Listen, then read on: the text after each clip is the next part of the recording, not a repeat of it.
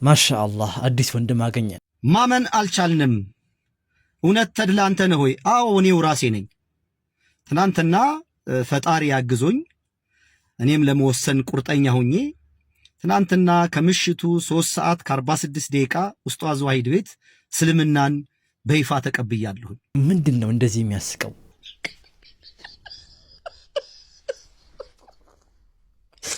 ዱአቸውን ሊሞላላችሁ። ከናይጄሪያ የሰማው አስደሳች መረጃ ምንድነው? ምርጥ የቁርአን አንባቢ ዘውድን የተጎናጸፈችውን ይቺን ናይጄሪያዊት ወጣት እስኪ እንመልከታት። አሰላሙ አለይኩም ወራህመቱላሂ ወበረካቱ። ሰላም ጤና ፍቅር በያላችሁበት የዓለም ጥግ ዳር ድንበር ድረስ አንዋር ነኝ። እንደምናላችሁ ውድና የተከበራችሁ የአኑን የቁም ነገር ቤተሰቦች፣ እንደተለመደው በቁም ነገር በአስተማሪ ወቅታዊ ቪዲዮ ተመልሰን መጥተናል። ሁላችሁም ይህን ቪዲዮ ላይክ አድርጋችሁ ጀምሩት። ወደ ዛሬ ቪዲዮአችን ቀጥታ እንገባለን። አብራችሁን ቆዩ። ረመዳን የኸይር ወር ነው። ሰውን የማይሰግደውን ሰውዬ ጋም መስጂድ ሶላት ኢባዳ ያደርገዋል ሰውዬው በጾም ምክንያት። አንተ ግን ሶላት የምትመጣው ሰውዬ ለመናቆርና ለመሳደብ ነው የምትመጣው። ማሻአላ አትበለኝ፣ አልፈልግም አትበለኝ። አንተ ማሻአላ አልከኝ አላልከኝ የነቆራ ሰላም አለይኩም ብላ አትወጣም እንዴ? መስጂዱን ታውቀዋለህ አይደለም? በጣራ ገብቼ በሩን ታውቀዋለህ እንዴ? መስጂዱ አላውቀውም። እንደው አላህ እንደዛ አምጥቶ ከትበኝ። የሆነ የምትናገሩት ንግግር ሲያስጠላ። የረመዳን ሙስሊሞች አንተ ማን አባህ በረመዳኑን ጨርስ እኮ አልታወቀም። አንተ እኔ ልጨርስ አንተ ላትጨርስ ይችላል። አንተ በኢባዳ የኖረ በኢባዳ የሞተ ተብሎ መዝገብህ በቀኝ የተሰጠህ ይመስል የምታወሩት አወራር ስታስጠሉ። የሆነ በቃ እንደው መስጂድ ላይ እኮ አላችሁ የምትባሉ ሰዎች ናቸው እንደዚህ የምታወሩ። ወጣቶች ችግር የለም ተነቋቁረን ምናምን ትተላለፋለህ። የረመዳን ሙስሊሞች መስጂዱ ሞሉ ምን አገባ? ደበረህ ብቻህን መስጊድ ደብሮ ሆኖ እንደዚህ የምትለፈልፈው አትለፍልፍ። ወይ ጥሩ ተናገር ወይ ዝም ብል። በቃ ሰው ሲሰግድ ደስ ካለ ማሻአላ መታህ ማሻአላ ኑሬ ማሻአላ ምን አገባ አትበለኝ። ራሴ እየሰገድኩ አይደል? የነቆራ ማሻአላ ያንተ ነቆራ ማሻአላ ይቅርብኝ። ወደዛ ገጣባ ዘንድሮ ገጣባለች።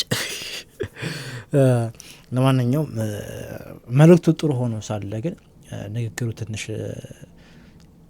የሆነ አዳብ ይጎለው። እንደዚህ መናገር የለበትም። መልእክቱ ግን ያው ጥሩ ነው። ብዙ ሰዎች አሉ አንዳንድ ሰዎች አሉ የሆነ መስጂድ ላይ ከመስጂድ የራቅን ሰዎች ወደ መስጂድ ስንመለስ ማለት ነው ነቆር የሚያደርግ ንግግር አለ።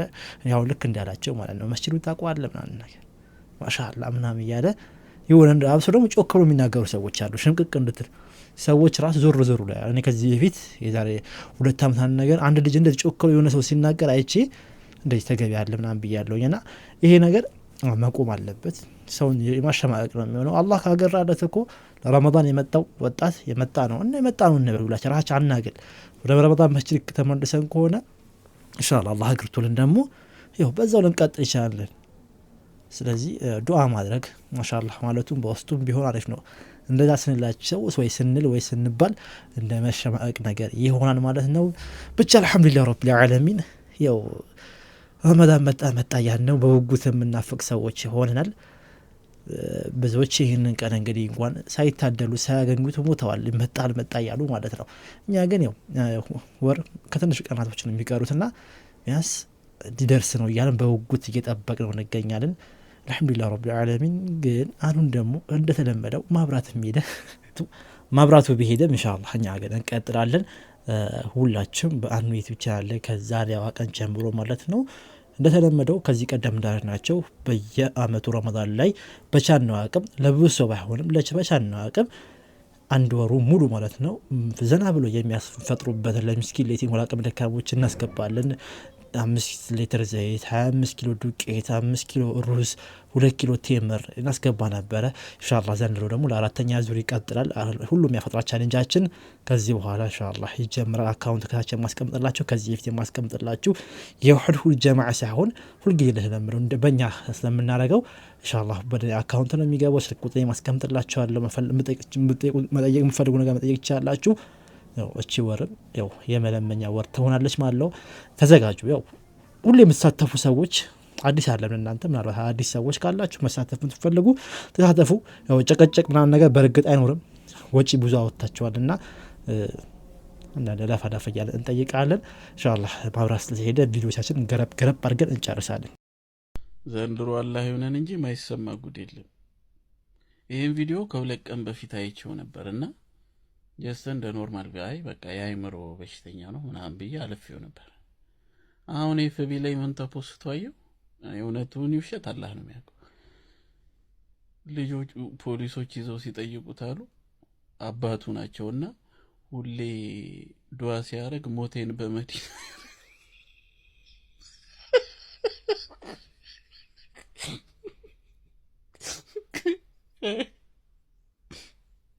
ነገሩ ማለት ላያስቅ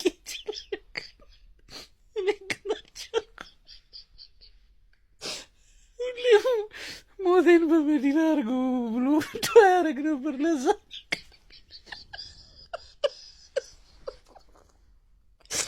ዱዓቸውን ሊሞላላቸው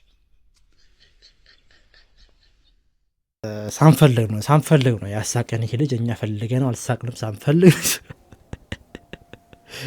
የብሰው ምኞት ነው የወላጆቻችን አብዛኞቹ ወላጆች ቢሆንም የልጆችም ጭምር ሁላችንም ሞታችንን በመዲና አድርጉናን ብለን ዱዓ እናደርጋለንና ያንን ዱዓ ነገሩ ትንሽ የሚያስቅ ነገር አለው። ብቻ ያው ዋናው መዲና ላይ መካ ላይ መሞቱ ሳይሆን ዋናው መጨረሻው ማማሩ ነው። አላህ Subhanahu Wa Ta'ala መጨረሻችን አሳምሮ ማረፊያችን ጀነቱል ፊርደውስ አላህ ያድርገው። ዋናው ይሄ ነው ሐቂቃ ማለት ነው። መዲና ወይ መካ ምናምን ስለሞተን ሳይሆን ዋናው አሽሀዱ አን ላ ኢላሃ ኢላላህ ወአሽሀዱ አነ ሙሐመድ ረሱሉላህ ብለን በዲን ኢስላማችን ጸንተን ስንሞት ከሞታችን በኋላ ደግሞ ከረሱል ሰለላሁ ዐለይሂ ወሰለም ጎረቤት አድርጎ በጀነቱል ፊርደውስ አላህ Subhanahu Wa Ta'ala ወፍቆን እዛ ነው በቃ ይሄ ነው ትልቁ ነገርና ዋናው ማለት ነው። እና አላህ ያንን ምኞታችን ይሙላልን አይደል ይባለው። ይሄ ልጅ ሁልጊዜ ሳይክሉን አቆሞ ፓርክ አድርጎ ሲሄድ ወዲያውኑ ይሰረቅበታል። መጨረሻ ላይም ሲመራው ሌቦቹን አንድ ትምህርት ሊያስተምራቸው ይወስናል። እንደምታዩት የሳይክሉ መቀመጫ ላይ ትንንሽ ቢስማሮችን በፕላስተር በማያያዝና ቢስማሮቹ እንዳይታዩ በፌስታል በመሸፈን ሌባው እንዳያየው አዘጋጅቶ ሁልጊዜ ሳይክሉን ፓርክ በሚያደርግበት ቦታ ላይ ያቆመዋል። የሳይክሉ ባለቤትም የሚፈጠረውን ነገር ለማየት ተደብቆ ይጠብቃል። መጀመሪያ ላይ ማንም ሰው ሳይክሉን የተመለከተው እንኳን አልነበረም። ነገር ግን ከትንሽ ቆይታ በኋላ የሰውዬ ይመጣና ሳይክሏን በደንብ ከተመለከተና ማንም ሰው እንደሌለ እየተዟዟረ ካረጋገጠ በኋላ ሳይክሉን ለመስረቅ ይወስናል። ከዚያም በጣም ጥሩ ትምህርት ይማራል። ተመልከቱት። ይሄ ትልቅ ትምህርት ነው የሰጠው ለሌባውም እንዲሁ ቪዲዮ ራሱ መለቀቁ ማለት ነው። ሌላ ሌቦችም ትልቅ ትምህርት ነው። ተመችቶኛል። እንደዚህ ነገሮችን ለሌቦች ማስተማሪያ እንሞክራቸዋለን። እንደ ካስቸገሯችሁና ሌቦች እንደዚህ ሞክሯት። ምርጥ የቁርአን አንባቢ ዘውድን የተጎናጸፈችውን ይቺን ናይጄሪያዊት ወጣት እስኪ እንመልከታት። የ19 ዓመቷ ሀጀራ ኢብራሂም።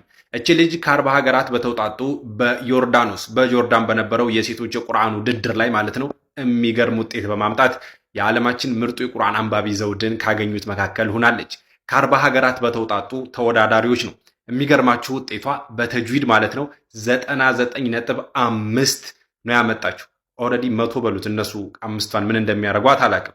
ይህንን በማምጣቷ ነው እንግዲህ የዓለማችን ምርጥ የቁርአን አንባቢ ዘውድን የተጎናጸፈችው የ19 ዓመቷ ወጣት።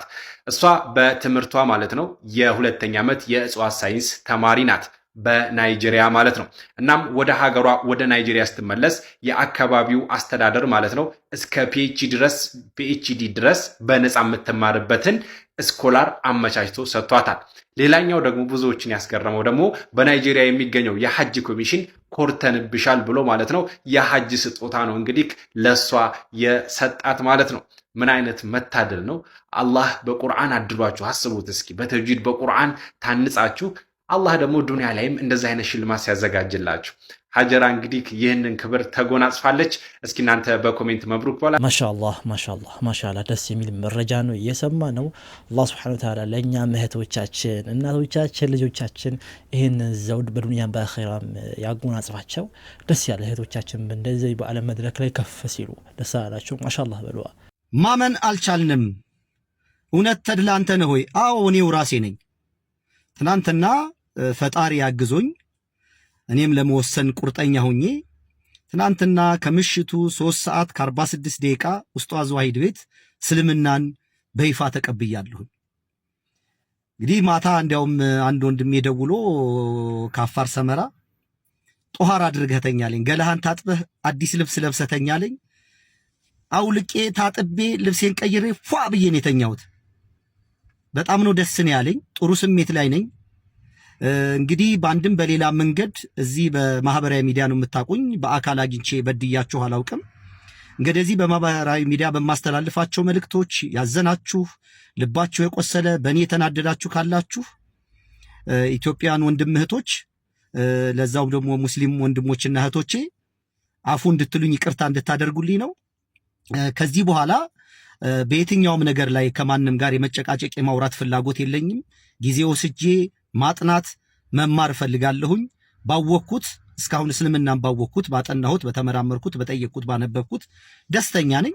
ወደፊት ደግሞ በደንብ እያወቅኩት ስመጣ ሞር የበለጠ ደስተኛ እንደምሆን ተስፋ አደርጋለሁኝ። ጥያቄዎቼ መጠየቅ እቀጥላለሁኝ። በእስልምና ያገኘሁትን ትሩፋት ደግሞ አልፎ አልፎ እየመጣሁ ነገራችኋለሁ። ከማናችሁም ጋር የመጨቃጨቅ የመነጋገር ፍላጎት የለኝም። ቴክስት እየላካችሁ የምትሳደቡ የምታስፈራሩ ምናምን የምትሉ ሌላ ቅጽላ ስምሰጡ እንግዲህ አላህ ለእናንተ ይዘንላችሁ። ምንም ማድረግ አልችልም።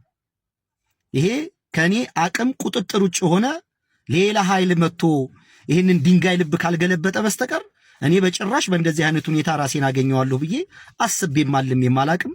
በተለይ አንድ ነገር የመጨረሻ ነገር የምነግራችሁ ኡስታዝ ዋሂድን ተከታተሉት፣ ስሙት። 8 መጽሐፍ ጽፏል። መጽሐፎቹን ፈልጋችሁ አንብቡት። ሐሳብ አትፍሩ፣ ተጠያየቁ። እነሱ የመጠየቅ የመወያየት የመነጋገር ችግር የለባቸውም። መሰዳደብ፣ መነታረክ፣ መጨቃጨቅ አይፈልጉም። ለምሳሌ ዋሂድ እንደዛ አይፈልግም እንጂ ማንኛውንም ጥያቄ ከሰማይ በታች ያለ ጥያቄ መጠየቅና ከሱ ጋር መወያየት ይቻላል። መልካም ቀን ይሁንላችሁ። ሌሎች ደግሞ ከዚህ በፊት ስጠይቃቸው በነበረ ጥያቄዎች አበረታች መልስ የመለሳችሁልኝ ሙስሊም ወንድምና እህቶቼ በጣም አመሰግናለሁ። መልካም ቀን፣ መልካም ጊዜ። አዎ እኔ ራሴ ነኝ። አመሰግናለሁ። ማሻአላህ ማሻአላህ። ወንድማችን እንኳን ደህና መጣ ወደዚህ ውብ መንገድ፣ ወደዚህ እውነተኛውና ቀጥተኛው መንገድ እንኳን ደህና መጣልን። አላህ ሱብሓነሁ ወተዓላ በዚህ በዲነል ኢስላም ያጽና፣ ጠንካራ ወንድም ያርገ፣ ጀግና ወንድም አላህ ያደርገ። በጣም ደስ ብሏል። ይህ ወንድማችን ከዚህ ቀደም በፌስቡክ ፔጅ ላይ በጣም ይጽፋል፣ በጣም ይጠይቃል፣ በቲክቶክም እንደዛው ማለት ነው። እንግዲህ እነ ኡስታዝ ዋሂድ ቤት ገብቶ ወንድም ብዙ ንጽጽር የሚሰሩ ወንድሞቻችን ባሉበት ሸሃዳን ተቀብሏል። ወንድማችን ኢብራሂም ስሙ ዋሂድ ይሁንና ሲል ነበሩላ ማለት ነው። ምክንያቱም መጠየቅ እንፈልገው ዋሂድ ነው፣ እንዲመልስልኝ እንፈልገው ዋሂድ ነው ብሎ ከዚህ በፊት ቪዲዮ ሰርቶ ነበርና ጥያቄዎች በጣም ብዙ ጥያቄዎች ጠይቆ ሁሉ ጥያቄዎቹ ተመልሶለት ውዱን ዲነል ኢስላም ተቀላቅሏል። ወንድማችን ሆኗል ማለት ነው። አላህ መጨረሻውን የእሱንም የእኛንም ያሳምርልን። እጅግ በጣም ደስ የሚል መረጃ ነው። ከዚህ እኔ እንደወጣው ማለት ነው የእሱንም ቪዲዮ አስቀምጥላቸዋለሁ እዛው ዋሂድ ቤት ወይም ሻሃዳ ከያዘ በኋላ የተናገረው አንድ ደስ የሚል ንግግር አለ። እሱን አስቀምጥላቸዋለሁኝ። የጀማዓ ቅድም ያልኳችሁን ነገር በፍጹም እንዳደረሱት ሁላችሁም በሁሉም ያፈጥራል ቻሌንጅ ላይ የአቅማችሁን በማድረግ ተሳተፉ። ኢንሻአላህ የዘንድሮ ረመዳን ላይ ምስኪኒቲ አቅመ ደካሞች ምን ልብላ ምን ልጠጣ በምን ላፍጥር ብሎ መጨነቅ የለባቸው። እንደው ከዛ ጭንቀት ይልቅ ለኢባዳቸው ምን ቀራው ምን ሰገድኩ ብሎ የሚጨነቁበትን ኢንሻአላህ መንገድ እንፈጥራለን በአላህ ፍቃድ። የጀማዓ የዛሬ ቪዲዮ ይመስል ነበረ። በቀጣይ የተሻለ ቪዲዮ እንገናኛለን። ሰላም አለይኩም ወራህመቱላሂ ወበረካቱ። እስልምናን የእውነት ነው የምነግራችሁ ኋላ ቀር ሃይማኖት አድርጌ ነበር የምቆጥረው። ካስተዳደጋችንም የሰሜን ሰው ስለሆኑ ቤተሰቦቼ አባቴም ቄስ ስለሆነ ለእስላም ያለን አመለካከት ትንሽ ጠማማ ነበር። በአንድም በሌላ መንገድ ያው ሀገራችን ወደ ኋላ ታሪክ ስለምታውቁት እንዲሁ ዝም ብሎ አንድ መሐመድ የሚባል ሰው ከክርስትና የሆነች ነገር አመሳስሎ ለሰው የሚመች አድርጎ የሰራው እንጂ ፍጹም ይሄ ለማንበብም የመጠየቅም ፍላጎታችን ደካማ ስለነበረ እንደዛ አድርገን ነበር የምንቆጥረው። እኔ አስታውሳለሁ በልጅነቴ የእስላም ስጋ ሳሸት ወይም ስበላ ወደ ላይ ይለኝ ነበር። አፋር ነው በልጅነቴ ሲሄድ እነሱ ጋር ተለማምጄ መብላት ምናምን የጀመርኩትና ይሄ ቲክቶክ መንደር ላይ አንዳንድ ስለ እስልምና የሚቃወሙ የሚሳደቡ የሚዘልፉ ምናምን ሰዎች ሲመጡ ነገሮችን ለማየት ሞከርኩኝ። እኔ ረጅም ዓመት የኖርኩት ከእስላም ከሙስሊሞች ጋር ነው። ስለ እስላም የሚወራው ነገር ላይ ደግሞ ትንሽ ተጋጨብኝ። ስለዚህ ማየት፣ ማጥናት፣ መመራመር፣ ከሰዎች ጋር ዲስከስ ማድረግ ምናምን ጀመርኩኝ። የሚባለው ነገርና እኔ የማየው የምሰማው ነገር ሊጣጣምልኝ አልቻለም። በመሃል የዘለልኩት ምንድነው ባቲ አካባቢ ለወንጌል አገልግሎት ሲሄድ 30 ዓመት 28 ዓመት በፊት ይሆናል። አንድ ኡስታዝ አብዱረህማን የሚባል አለ። ጠዋት 4 ሰዓት ጀምረን እስከ ምሽቱ በበነገታው እስከ ምሽቱ 4 ሰዓት ድረስ ስንከራከር የዋልንበት ቀን አስታውሳለሁ። ከኡስታዝ ዋሂድ ጋርም ኡስታዝ አቡበከርን ደግሞ የፈለግኩበት ምክንያት ምንድነው? ደሴ ላይ ኡስታዝ አቡበከር እንግዲህ ከዘፈኑም ከዳንሱም ከዝነጣውም ወጥቶ ወደ ሃይማኖቱ ሲገባ ዲቤት እናደርግ ነበረ ከኔ ጋር 1-3-4 ጊዜ ትልልቅ ዲቤት አድርገናል። አንድ ጓደኛ አለን የጋራ ጓደኛ መሐመድ የሚባል በሱ አማካኝነትና እና ፎንት ኡስታዝ ዋሂድን የሰማሁበት ቀን ከነዚህ ካልኩ ዘመዶቼ ፋጡማ የምትባል ልጅ አለች። ላመሰግናት እፈልጋለሁ። ሁልጊዜ ነው ስለኔ መልካም የምትመኘውና እስቲ ተድላዬ ይሄን ልጅ ስማው ብላ ለመጀመሪያ ጊዜ ኡስታዝ ዋሂድን በቲክቶክ ሰማሁት ማለት ነው። እና እየሰማሁት ስመጣ ልጁ የሚያወራው ጠማማ አይደለም፣ ሞቲቭ ቀና ነው። ነገሮችን የሚያነጻጽርበት መንገድ አታክ ለማድረግ ወይም እንደሌሎቹ የሆነ ክርስትናን ለማሳነስ ወይም ለመዝለፍ የበላይነት አይደለም። በጭራሽ እንደዛ አይደለም። ሞቲቭ እንደዛ አይደለም። ነግሮኝ አይደለም ማብራራላችሁ። እኔ የሰማሁበትና የተረዳሁበትን መንፈስ ነው።